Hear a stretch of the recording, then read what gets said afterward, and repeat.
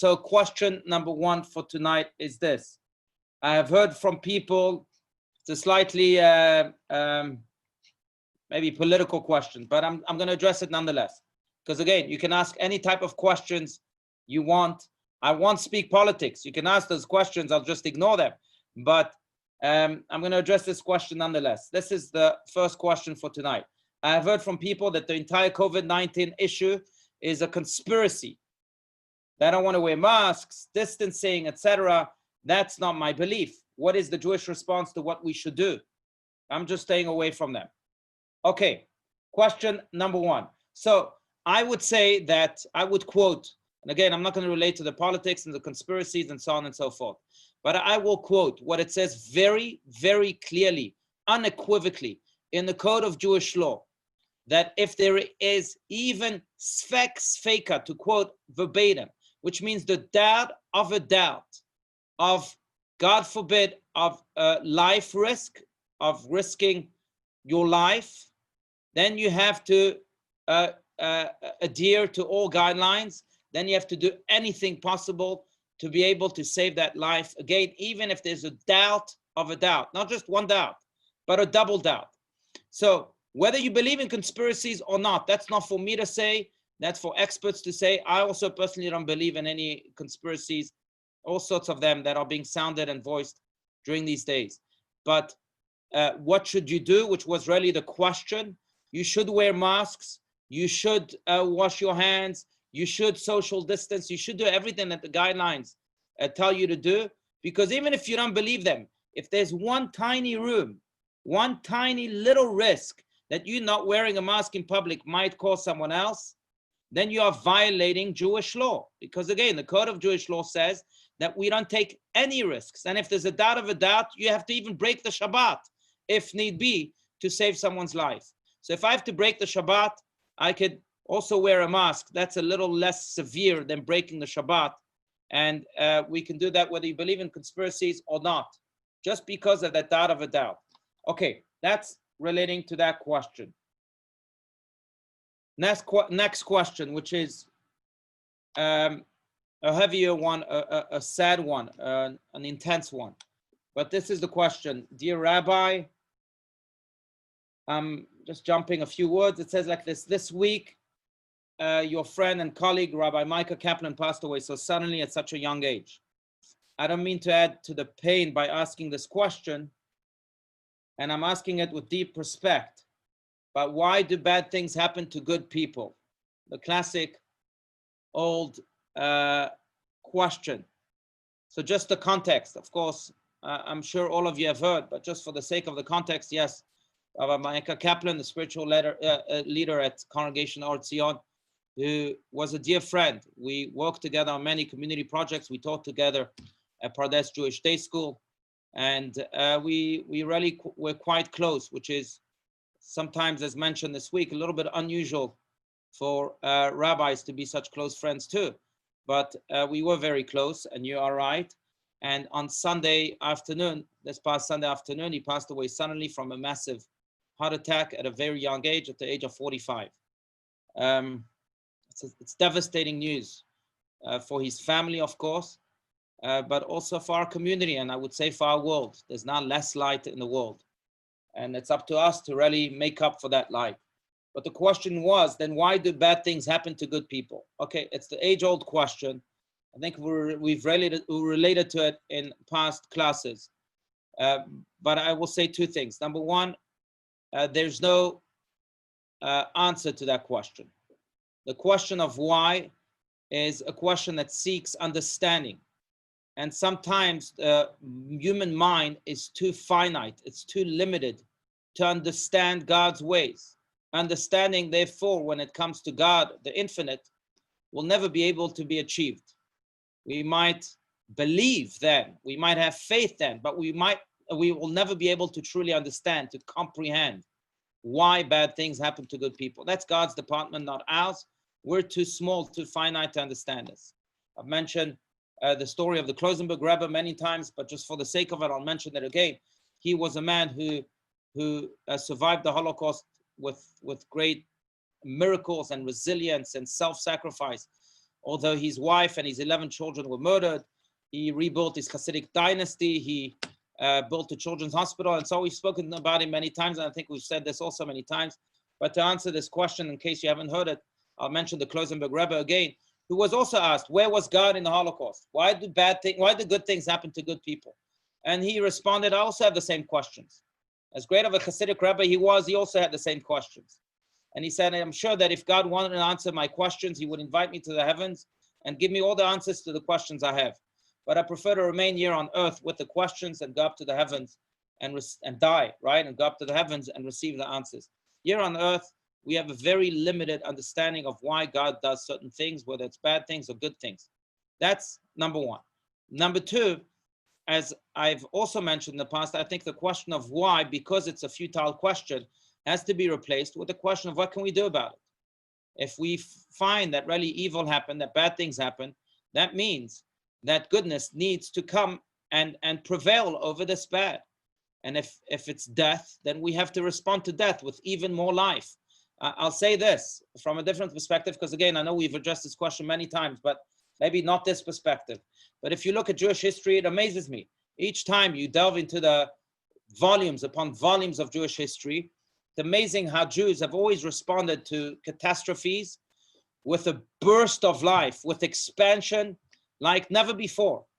Name a catastrophe and I'll name you its response of life. The destruction of the temple, of the second temple. We created the Babylonian Talmud and the Jerusalem Talmud after that. What continues to enrich us and empower us until this very day. Spanish Inquisition. The Kabbalists of Tzfat responded with a renewed vigor for Jewish study and for Jewish life and for Jewishness altogether, and taught Kabbalah like never before. The Holocaust, the state of Israel came about after that. And today there are more yeshivas in the world than ever before in Jewish history, in the state of Israel alone. Outside of Israel, that multiplies them by so many. So name a period of darkness in Jewish history, and I will name you the response of light by our ancestors, because that's been the Jewish response. When a travesty, when a tragedy happens, we don't say why, we say, let's respond with light. What can we do about it? How can I add even more light? And I think it's true scientifically. Light, scientifically, is an existence, is substance. Darkness is not. Darkness is just the absence of light. So when we're faced with darkness, we have to respond with even more light, because that's what darkness is, just the absence of light. And if we respond with more light, then the darkness will go away. That's for that question. Next question. Dear Rabbi, excuse the dumb question I'm about to ask. It shows how ignorant I am. But why do we wash our hands in the morning? I understand why we wash them before eating and after going to the restroom, because they are dirty then. But why in the morning? So first of all, there is no dumb question. We said so. The dumb question, the dumbest question is the question you haven't asked. Because every question is wise. Every question not only ought to be asked, but every question, however dumb you think it may be, enables us to dig into the subject further and maybe discover ideas that we never thought existed. That's really what questions are. Think of questions like shovels. They help you dig more and dig more. And sometimes you dig and you discover a diamond. Sometimes you dig and you discover water. Why? Thanks to your question, however dumb it may have been. So that's what questions are about. So please continue to ask these questions, and no, it does not show how ignorant I am, because we just said that God is infinite. And whether you're the greatest scholar or the most ignorant person versus the infinite, we're the same, right? 0 versus the infinite, 100 versus the infinite is infinite. So there's no ignorant or wise in the eyes of God, and certainly in his Torah. So again, that's to relate to your comment at the beginning. But why do we wash our hands in the morning? So multiple answers are given in the Shulchan Aruch, in the Code of Jewish Law. Number one, it's because, yes, in a way, they are a little bit dirty. Why? Because if I were to ask you now, I'm asking each and every one of you, what did you do with your fingers, with your hands in the past 2 minutes? I bet you no one will be able to tell me. Where are your fingers in the past 2 minutes? In the past 30 seconds. Exactly. No one will be able to tell me because we really have no control over what our fingers do. Now that's true when we're awake. Imagine when we're asleep. Then we surely have no control of our hands. So we never know. Maybe they touched 30 places in our body. So for that reason alone, we ought to wash our hands in the morning. The second reason is a deeper reason, and that is because sleep is considered in the Talmud, and maybe the doctors here will confirm whether this is true medically or not, but sleep in the Talmud is considered a 60th of death. And therefore, when we wake up and we have experienced a 60th of death, we are a little bit impure. Death is impure. So we wash our hands to get rid of that impurity of the 60th of death that we experience. Why our hands? Because it says that impurity goes out through our fingers. So we wash our hands for that reason. A third reason, which is a beautiful reason, and that's, by the way, the reason why the Code of Jewish Law, this is not Kabbalah or anything. It's like very pragmatic and practical, but it to me is just life-changing. The third reason, and that's the reason why the Code of Jewish Law says also you should wash your face in the morning. Why? Because you are a piece of God on earth. You are a prince or a princess, and you have to take care of that prince or princess. So you wash your hands, you wash your face, so that you indeed take care of that, of yourself, as if you were the most precious thing in the world. What a revolutionary idea. Think about this. If everyone would wake up in the morning and say to themselves, no, I'm not a loser. No, I'm not a dready old guy. No, I'm not a failure. No, I'm a piece of God. I'm holy. And I have to treat myself like that. I'm sure our lives would look differently. I'm sure our world would be different. But that's yet another reason why we have to wash our hands in the morning. So, okay, I hope I answered that question. Next question, also about Rabbi Kaplan. It's also a heavy question. So, my family is devastated about the death of Rabbi Kaplan. Our children study with him at Pardes. I mentioned he was the Jewish studies teacher also at Pardes alongside me, and we were very close because of that. So our children studied with him at Pardes, and they too have had a tough time with this tragedy. How do we teach death to small children? How do you teach death to small children? So first of all, I will say to this person, and because you mentioned Pardes, I'm having a Zoom call with all of the Pardes families that like to join on Monday at 5:45 p.m. Pardes sent out the information. I'm happy to share it with anyone else that would like to really help children speak their mind and deal with death in general. But I will say a few things. I think that absolutely children are sensitive by nature. So when they hear of death, they cry. And number one, it's okay to cry. It's okay to show your feelings. Sometimes we live in a society where, oh no, we have to show this strong self of ours. No. You know, the Talmud says, that a person should be as flexible as a bamboo stick and not as mighty as a cedar tree. Why? Because when a storm comes, the cedar tree is the first one to fall, while a bamboo stick remains strong and survived. Now, the bamboo stick, yes, is flexible. It sometimes collapses. It sometimes cries.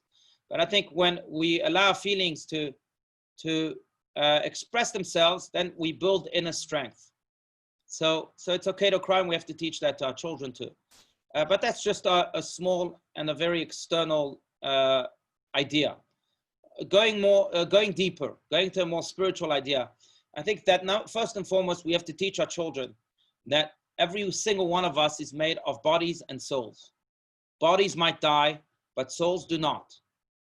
And souls continue to be with us, even after their bodies die.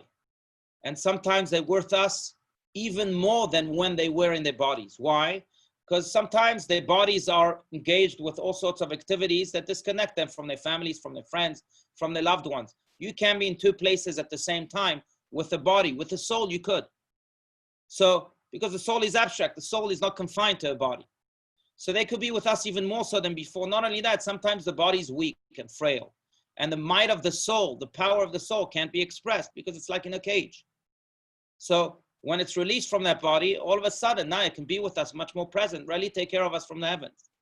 And we can go into stories upon stories of people who have had dreams with their loved ones coming to encourage them.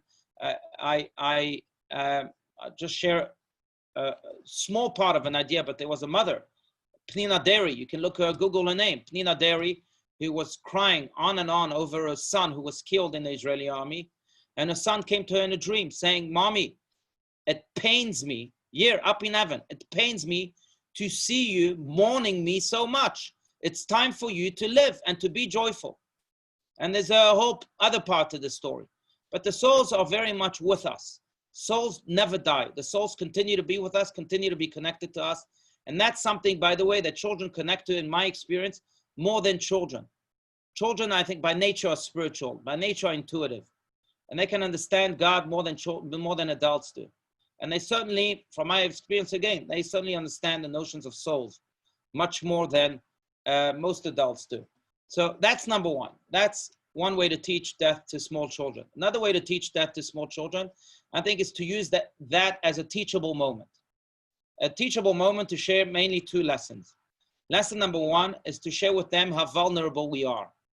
Our life is way too precious to waste it on trivialities, to waste it on details, to waste it on stupid insults, to waste it on, oh, this one didn't look at me in the right way, this one didn't talk to me in the right way. And we're not going to waste life on angry feelings. We're not going to waste life on any negative feelings. So remember, no one knows, the ethics of our fathers, and there's a beautiful passage from the Talmud that expounds on it. But Rabbi Eliezer says, Shuv yom echad lifnei mitatach, repent the day before you die. So his students, again, in Tractate of Shabbat says, well, 1 second, no one knows when they will die. Rabbi Eliezer responded, that's exactly the point. So live life fully today, because maybe tomorrow you'll die. So I think it's a teachable moment for children. It almost recalibrates them, recalibrates us, enables us to focus on that which is truly important in life. That's one teachable moment. Another teachable moment that death also presents is this idea that that we mentioned before, and that is that Rabbi Kaplan was a man of goodness. He had empathy and a good heart like very few people have. And I think it's a teachable moment to say that which we said before, and that is that now that he's no longer here, so it's up to you, my dear child, and it's up to me, and it's up to someone else to make up for that goodness, to fill that vacuum, to be even more good. The responsibility is even greater on our shoulders. And therefore, dare we not sink in depression and in tears and in all sorts of feelings that lead nowhere. And they lead maybe even to negative places. But let's respond with even more life, with even more joy, with even more good, with even more kindness. I think that's another way. Now, you say, this is maybe not, I responded to how to teach children about death. How can you teach death to small children? Like you asked, in a very general way. But regarding Rabbi Kaplan, and you say your children were very close to them, I think I'm going to share with you the story of the Lubavitcher Rebbe. It's a powerful story about this candy man in a synagogue in London who was a Holocaust survivor. And I have a friend who met this candy man and asked him, what's your story? And why did you become a candy man? And the Holocaust survivor shared the story about his interaction with the Lubavitcher Rebbe. He said that after the Holocaust, he was devastated. He didn't want to live anymore. He had no reason to live anymore. His family has been exterminated, and he was alone in the world, completely alone. And then he went to speak to the Lubavitcher Rebbe, saying, look, I'm really having thoughts to take my life. I can't live like this anymore. And I feel like everything that was dear to me, including all of my loved ones, were taken away from me. And the Rebbe cried with him. And then the Rebbe said to him, let me ask you a question. What connects you to your loved ones? Is it the beautiful faces? Is it their caress? Is it their hug? Man said no. So what connects you? It's their love. The love that that I had toward, the love that I had towards them, the love that they had towards me. That's what connects me. The Rebbe said, if that's what it is, then first of all, I can tell you that that's not gone. The love is still there because that's a soulful action, like we spoke about before. But number two, if you really want to feel them, then exercise that love. Each time you'll exercise that love, you'll feel their love. And the man came out recharged, changed from the Rebbe's office, and he said, well, how can I exercise this love? And he decided to become a candy man, to give candy to the children of his shul each and every Shabbat. And each time he gave candy and exercised that love, he felt the love and that connection, that undying connection that he had with his family that perished in the Holocaust. So in a way, I think children can relate to that, and particularly Rabbi Kaplan. I think that we ought to respond to the love that now is lacking in the world because it's not here, but the love nonetheless that connected us with him and him to us with actions of love.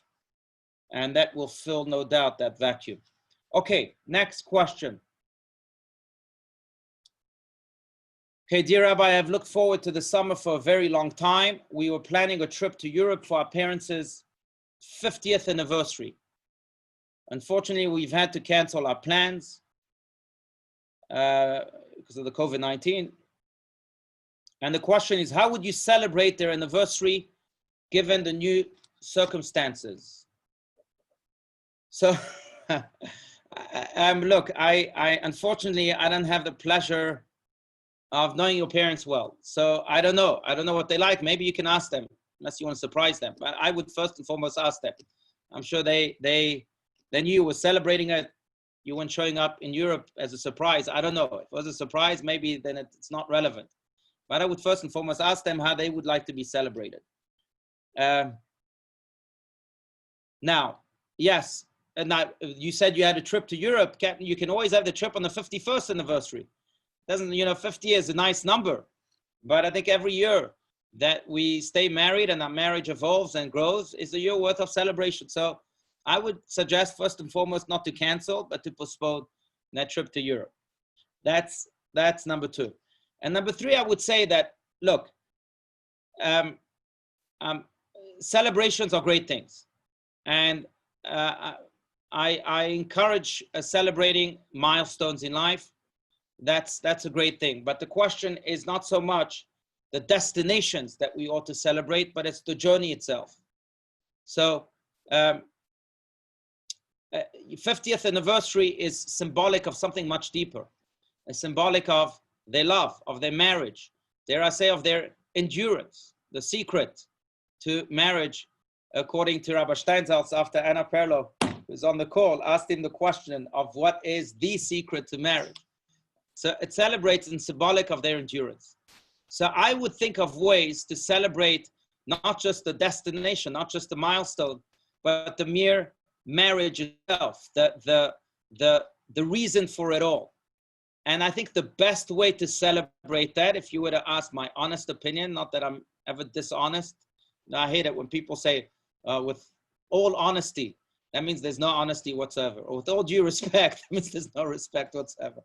But if you were to ask my honest opinion nonetheless, I will say that the best way to celebrate their marriage and their endurance is to show how your marriage has endurance, to show how much you learned from them, how they modeled marriage for you and your family, and to take upon yourself something that enhances your own marriage.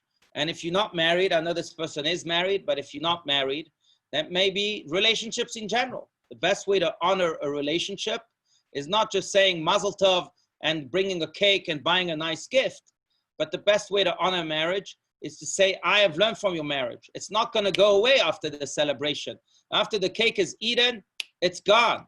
But if I take a lesson from your model and apply it to my own personal marriage or to my own personal relationships in general, that lesson will endure. That celebration will continue on and on and on. And therefore, I think it's the best way really to celebrate marriage or to celebrate any milestone, any occasion in life. That would be my way of celebrating. So think of something that you can take from their marriage and apply it to your life. Dan, yes, you wanted to... Just a quick comment to that. Yes. And it again, my opinion, the nachat that they will get from doing what you say is something that will remain with them much longer than the cake and the balloons and even the trip. So right. Absolutely. that was the Yeah. lesson that my father taught me about nachat. So That's if we right. want to talk about what does nachat, maybe it's just a term to me that has a special meaning, but it Right. should. So, Nachat, absolutely. Nachat is not a short-term instant gratification thing. It's a long-term pleasure, long-term satisfaction that you have from the person you're receiving nachat from. Absolutely. That's right. You know, I often say to my children, they say to me, oh, thank you for this or thank you for that. I say to them, I don't want you to say thank you. I want you to do thank you. That will mean so much more. That will give me nachat. oh, Do thank you. Be a better person. Be nicer to your siblings. Do thank you. Let me see it in actions. Then I'll really see that you're thankful. So don't and say that Rabbi thank you. Allouche, forever. Do thank you. Yes. Rabbi, Yes, Hannah. I'm a big believer in donations, you know, and like when I had my big birthday, I wanted people to donate to my favorite organizations. That's another thing to do is maybe donate, buy something for, I'm not saying CBT, but buy something for an organization in honor of their anniversary. They can Right. still take the trip, That's but right. just That's a mitzvah again. Beautiful. Translating it into action. An action that continues to have its ripple effect of kindness. That's right. right, because you know if it's to CBT and they buy some, I don't know, picture, whatever, Yeah. and it's a symbolic thing. So Beautiful. Beautiful. Rabbi, Okay. I loved your Yeah. words as well. I thought that was beautiful. I would just say Thank the plane should go next year a little bit further to Eretz Yisrael and go Very up to good. the Golan, a nice bed and breakfast, some wine tasting, be a wonderful celebration. I love that. Great idea. Absolutely. Go to Europe and then Right. go to Israel. Or you don't even have to go to Europe. Go to Israel. Right. You'll have a much better time. Right. Beautiful. Very good. Hey, Excellent. I'll mute myself. No, thank you. Thank you, Jordan. Very good. Okay. All right. This is it, I think. Let me see. Yeah, this is it for the questions this week. I have another question here on the chat. And then again, I'm happy to open this up for further discussion and to hear your own questions. So the question on the chat is, let's see, yeah, what are you supposed to do with your tzedakah box when it's full? Okay, good question. So you should give it to a charitable cause of your choice, unless, again, the tzedakah box was designated and you knew that it was designated for a specific cause. Then, in a way, you're already committed to that cause.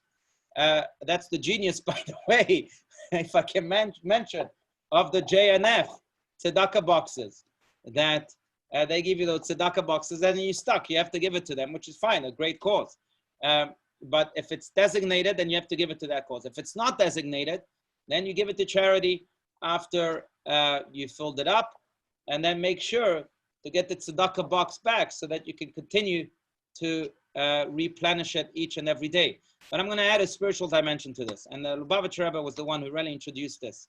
And he at some point, I think it was in the late 70s or 80s, he came up with a request, almost a demand from all, that not only should you have charity boxes, tzedakah boxes, in all of the rooms of your home, but you should try to affix them to the wall, nail them to the wall. Why? Because then the house itself becomes a house of kindness. Then you have kindness engraved in the walls. And that changes the energy of the whole house. The house is now all of a sudden a house that flows with kindness.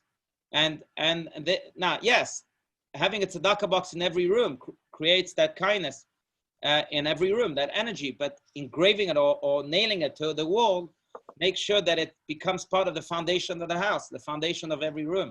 It's part and parcel of it. So I would encourage you to do that also. Now, when the tzedakah box is nailed to the wall, it's a little difficult to take it out then.